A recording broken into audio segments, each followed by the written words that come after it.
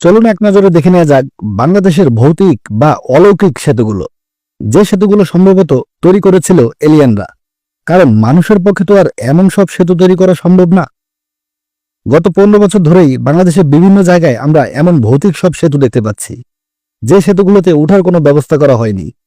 কিন্তু এলিয়েনরা কেন এসব সেতু নির্মাণ করেছিল তার কারণ খুঁজে বের করেছে বাংলাদেশের সাধারণ বৈজ্ঞানিকগণ। আসলে সাধারণ মানুষের উপকার করার জন্য সেতু নির্মাণের দায়িত্ব দেওয়া হয় এলিয়েনদের। কিন্তু কিছু কিছু এলিয়েনগণ সেতুর সংযোগ সড়ক নির্মাণ না করে সেই টাকা মেরে দিয়ে ভিন গ্রহে পাড়ি জমান। ফলে সেই সেতুগুলোতে মই ব্যবহার করে কাজ চালিয়ে যাচ্ছেন সাধারণ মানুষগণ। এদিকে কিছু কিছু এলিয়েন তো আবার টাকা মেরে খাওয়ার জন্য রডের বদলে বাঁশ দিয়েও সেতু নির্মাণ করেছিল। যাই হোক, বাংলাদেশের এমন অদ্ভুত ও ভৌতিক সেতুর হয়তো অভাব নেই। আর এমন অনেক সেতু সংযোগ সড়ক হয়তো ইতিমধ্যে তৈরি হয়ে গিয়েছে। আর বাকি যে সেতুগুলো আছে সেগুলো কমপ্লিট করার জন্য এলিয়েনদের কাছে বিশেষ অনুরোধ জানাচ্ছি।